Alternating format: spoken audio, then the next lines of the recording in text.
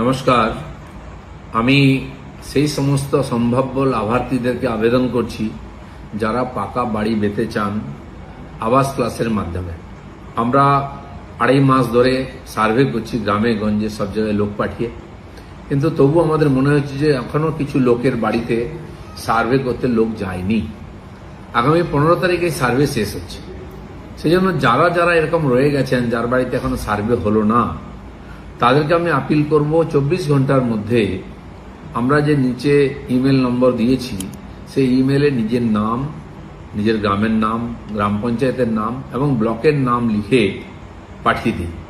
যার কাছে স্মার্টফোন নাই বা করতে পারছেন না, আশেপাশে কাউকে দিয়ে তার মোবাইল নম্বর থেকে এই ইমেলে মেল করে দিন আপনাদের নাম। আমরা আপনার বাড়িতে লোক পাঠিয়ে সার্ভে করে নেব, আপনি আর ঘর পাওয়ার উপযুক্ত। নমস্কার, সকলকে প্রণাম ও ভালোবাসা জানিয়ে শুরু করছি আজকের প্রতিবেদন। আজকে আমরা দেখলাম দিলীপ ঘোষ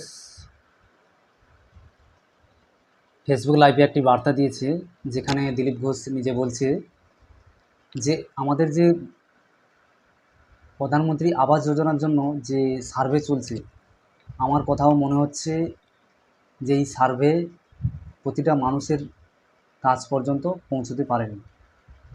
তাই যিনারা এখনও যোগ্য আছেন তিনাদেরকে পরিষ্কার তিনি জানিয়ে দিয়েছেন ফেসবুক লাইভে এসে যে আপনারাও আমার যে ইমেল আছে দিলীপ ঘোষ 64@gmail.com এই ইমেলে মেল করবেন।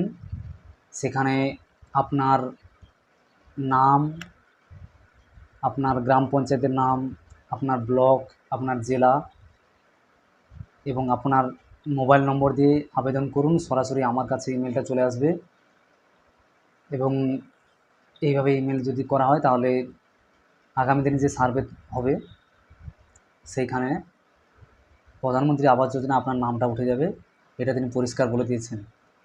তো এই ব্যাপারে আমি কিছু আমার ব্যক্তিগত যে মতামত আমি পেশ করতে চাই যে দিলীপ ঘোষ এই যে পদক্ষেপ নিয়েছে, এই পদক্ষেপকে আমি স্যালুট জানাই। আর পশ্চিমবঙ্গের রাজনীতিতে দিলীপ ঘোষের যে যে ব্যক্তিত্ব, একটা আলাদা ব্যতিক্রমী ব্যক্তিত্ব। ওনার চিন্তাভাবনা সম্পূর্ণ মানে সবার থেকে একটু অন্য ধরনের হয়। তো উনি যে এই যে সিদ্ধান্ত নিয়েছেন যে হ্যাঁ, আমারও কোথাও মনে হচ্ছে যে তৃণমূল সরকার যে 15 বছর শাসন কার্য চালিয়েছিল, সেখানে আমরা আবাস যোজনার ক্ষেত্রে দেখেছিলাম যাদের পাকা বাড়ি তারা 4টে-5টা করে বাড়ি পেয়ে গেছে, কিন্তু অথচ যাদের মাটির ঘর, মাটির দেওয়াল, টালির ছাউনি, খড়ের ছাউনি, বর্ষা হলে জল পড়ে, বাড়িতে থাকতে পারে না, গরিব মানুষ, অথচ তারা কিন্তু ঘর পাচ্ছে না। কিন্তু ঘর পাচ্ছে কারা?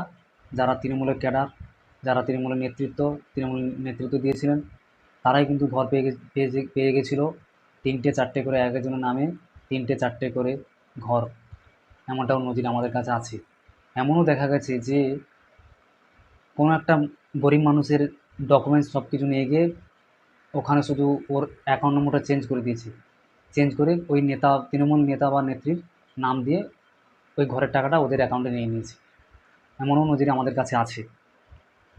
কিন্তু দিলীপ ঘোষের এই যে পদক্ষেপ, এই যে দিলীপ ঘোষ যে বার্তা দিয়েছেন যে ইমেলে 15 তারিখের মধ্যে আমাকে ইমেল করে জানান, আপনার নাম, ঠিকানা, যাবতীয় তথ্য ইমেল করে পাঠান। অবশ্যই আপনি যদি প্রকৃত যোগ্য হন তাহলে ঘর পাবেন।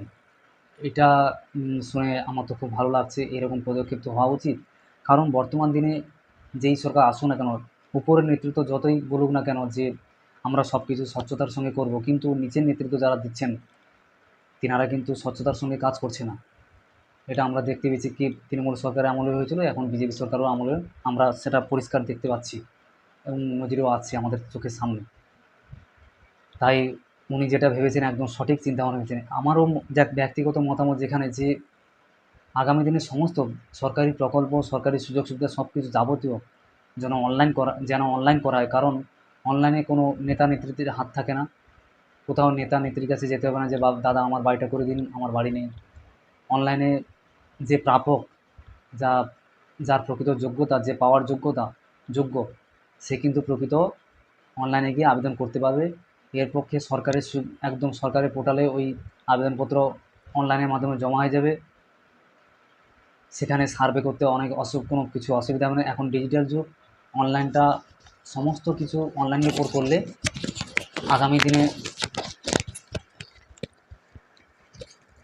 পক্ষ থেকে সকলকে অনুরোধ যে আপনারা অবশ্যই দিলীপ ঘোষের ইমেলে গিয়ে নাম, ঠিকানা, গ্রাম পঞ্চায়েত, মোবাইল নম্বর, থানা, জেলা সব কিছু ডিটেলস নাম নথিভুক্ত করান, যাতে আপনাদের প্রধানমন্ত্রী আবাস যোজনা পেতে কোনো অসুবিধা না হয়, যাতে আপনি যোগ্য হয়েও যাতে এই সরকারি সুযোগ সুবিধা থেকে না বঞ্চিত হন, সেটাই অনুরোধ থাকবে আমার চ্যানেলের পক্ষ থেকে। আর দ্বিতীয় কথা, যেটা সরকার যে পদক্ষেপ নিচ্ছে অবশ্যই প্রশংসনীয়, কিন্তু কিছু কিছু ক্ষেত্রে সরকারের কিছু কিছু পদক্ষেপ ভুল হচ্ছে, সেটা আমরা দেখছি। এ নিয়ে আমি আগেও ভিডিও করেছি। সর্বোপরি একটা কথাই বলবো, আমরা সবাই মিলে নতুন সরকার এসছে, নতুন সরকারকে সহযোগিতা করি। 1 বছর দেখি না সরকার কী করে, সরকার যে যা কিছু প্রতিশ্রুতি দিয়েছিল সেগুলো পূরণ করতে পারে কিনা সেটা আমরা দেখি। তারপর নয় আমরা সরকারের সমালোচনা করব, মানুষের কথা বলবো। তো আজ এই পর্যন্ত ভিডিওটা ভালো লাগলে অবশ্যই লাইক, কমেন্ট, শেয়ার করবে। আর সঙ্গে চ্যানেল পীযূষকে সঙ্গে রাখবে। জয় হিন্দ, বন্দে মাতরম, ভারত মাতা কি জয়।